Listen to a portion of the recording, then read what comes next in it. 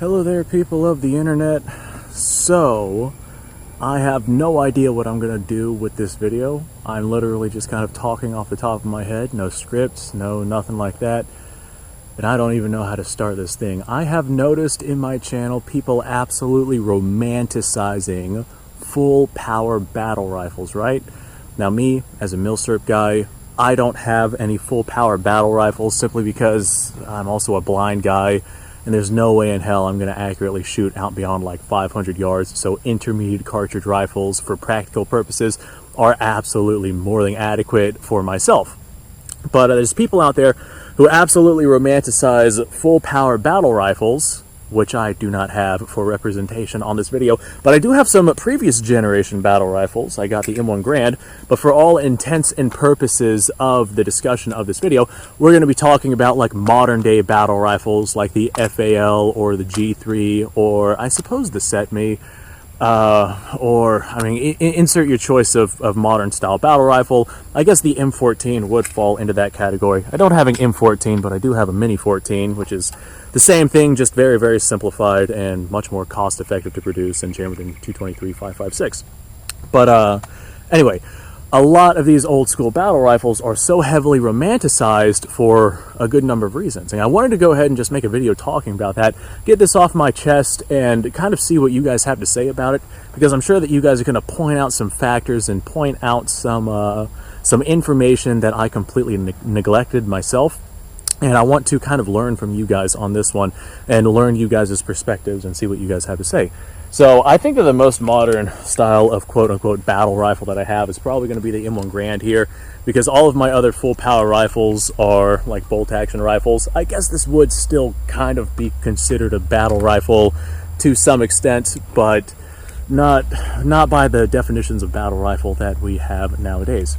So whenever I talk about battle rifle, we're going to be talking about, like I said, the modern equivalent, although all I have is this previous generation to show off for representation purposes. These old school battle rifles have seen and done a tremendous amount of basically everything throughout the history of their existence.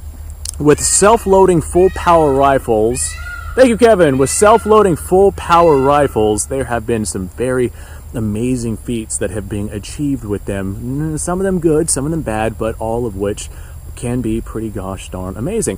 Now, previous generation, yes, they were absolutely a godsend, but they were not near on par with modern stuff. Like the M1 Grand, the M14 would probably be considered to be the better of the two versions of battle rifle. But, of course, that's debatable, and the M14 being better, it would just be by a slim margin. But the M14 would be a better version.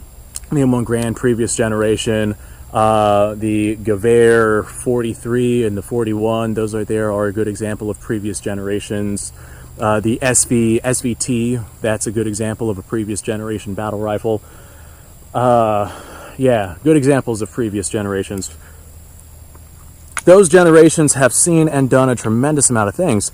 However, after World War II, whenever these modern versions of the generations of battle rifles that we currently have available to us right now, whenever these versions of battle rifles started coming out, these also did some pretty incredible things, but not quite to the scale of a world war.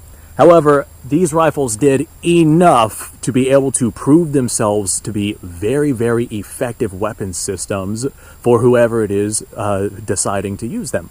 Now, I myself don't have any experience with basically any of the modern day battle rifles besides like maybe an AR-10, but nobody romanticizes over those because nobody romanticizes over the AR platform because it is just such a good, superior platform that it's just so modular and so capable at everything that people have deemed that weapon system to be boring. So that's definitely playing on the easy difficulty. I see Kevin over there just screaming up a storm. So Kevin's my peacock. I got 4 of them. They're all named Kevin. But these battle rifles have been around long enough to prove themselves very, very effectively. And not only that, but a battle rifle chambered probably in 7.62 NATO, for if we're talking about the modern stuff, A battle rifle in 7.62 NATO is going to be dramatically more powerful than something in 7.62 by 39 or something in 5.56, which are both intermediate cartridges that most of your firearms are going to be chambered in if it is not chambered in 7.62 by 51 NATO. Now, there are some AK variants out there that are chambered in 5.45. Those are not near as common as the 7.62 by 39 chambering, and those kind of have an argument in terms of which is better between that or 5.56, and I feel like that's gonna branch off onto its own thing. I might make a video directly on that, comparing the two. First, I need myself a 5.45 AK. Okay, well, I will add that to the shopping list. Alexa, add that to the shopping list. Anyway, these rifles have proven themselves to be not only incredibly capable, but incredibly powerful. For the most part, most militaries have seen that combat doesn't really take place out beyond 500 yards, or at least most combat anyway. So in most situations, an intermediate cartridge would be more than adequate. Not only that, but although 5.56 isn't necessarily all that powerful or all that capable as it goes out to further and further distances, it's still plenty capable enough out to the distances that the cartridge was designed and intended to be used at. However, the amount of energy transfer onto target from something like a 7.62 NATO round is dramatically larger than something like, say, a 5.56. Like, I think the amount of energy on target is like 3 times the amount or something like that. A huge amount of energy transferred onto the target. Not only that, but the 223 5.56 is a much lighter weight than something like the 7.62 NATO. And so as a result, it takes a much stronger guy. It takes a very strapping, burly, real man's kind of man to be able to carry out a full loadout of 7.62 NATO for his battle rifle. So you got this guy who is not only strong as a person to be able to carry these things, but he's got this weapons platform that can touch out to farther distances than the intermediate cartridge and hit significantly harder whenever it hits its target. And that right there, I think, is like one of the biggest things that comes with romanticizing these rifles. They just want to be better than the average person on the battlefield, being able to hit at farther distances and being able to hit harder than the intermediate cartridges that are normally seen on the battlefield. The idea behind an intermediate cartridge is that the cartridge is going to be powerful and good enough, but at the same time not be all that heavy, not be all that expensive to produce, not be all that over encumbersome with size and whatnot. It's just going to be a good, what's the word I'm looking for? A good middle ground between having a capable cartridge and having a lightweight, handy cartridge. Well, whenever you get into the realms of a battle rifle, all that goes out the window. You want power and weight and girth, and you want to assert your authority at whatever it is that is downrange. You want to be able to put as much hate onto target with one single shot as you possibly can. And I think a lot of people just really like that idea. Now, these same people aren't, people that have ever wandered around for any real length of time or used a battle rifle for any practical sense. They haven't wandered around with a battle rifle or used a battle rifle for any practical sense.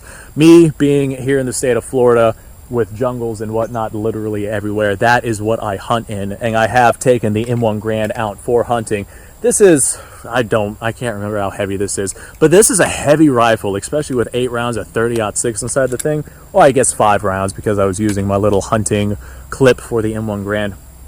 But that's a heavy rifle, and I tell you what, lugging around a heavy rifle with heavy ammunition, I only had the 8 rounds of ammo or the 5 rounds of ammo with me. I can't imagine carrying like a full loadout of ammunition trying to travel a full distance. I guess I'm just not as much of a man as some of these other people who are able to carry these massive loadouts.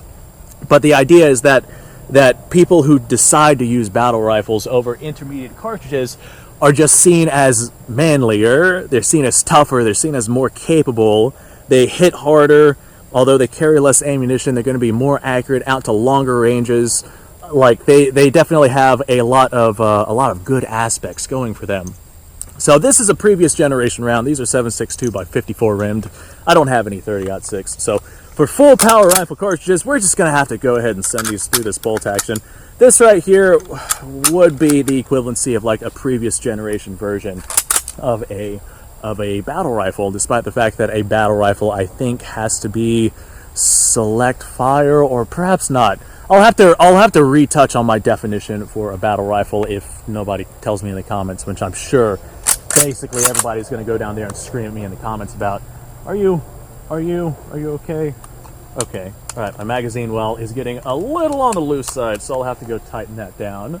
Let me send a couple of rounds down here. I'm just going to go ahead and launch one at the car. And we sent that one right to the hood of the car. And I see the steel silhouette over there next to the rim, the back rim of the car. I'm going to hit it now. Aha! I did hit it. And it's still standing. I'm impressed. So yeah, previous generation battle rifle, but this still did serve our purposes of sending full power rifle cartridges downrange to represent the power of the full power rifle cartridge. I've showed off blowing up stuff with full power rifles many times on this channel, so if you're curious about that and just to see how much power is behind these, go ahead and go check those out. I think I've beaten this horse basically to death. I don't have much else to say, so I'm just going to say, hey folks, thanks for watching. I do appreciate your time. Like, subscribe, share. Description below has a link to all sorts of stuff. Go check it out. You guys go off, have yourself a fantastic day. Why do you think battle rifles are so overwhelmingly popular with the people who deem them popular? Like, the people who like them, like really like them, they completely dismiss intermediate cartridges. And then there's people who lean more towards having an intermediate cartridge, like myself. I got the hiccups, guys, I'm sorry. Simply because of their own capabilities as a shooter and being unable to really utilize a full power rifle cartridge. I guess we're just, like I said, not as manly. I'll see you all in the next episode.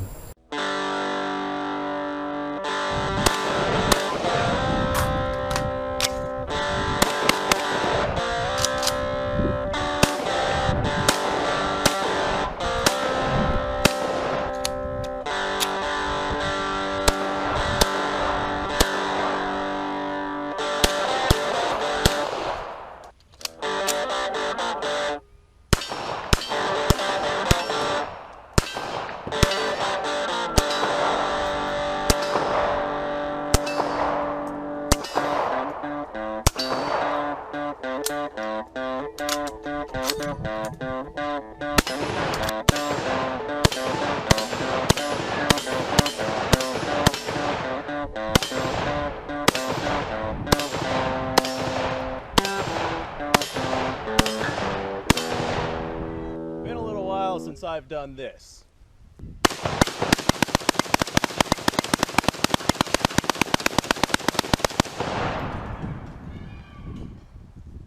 Bonnie and Clyde be damned.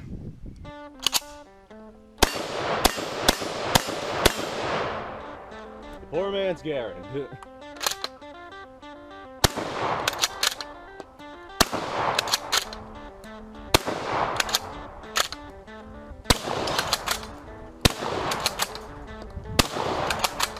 It's a shame that bolt action shotguns aren't more mainstream.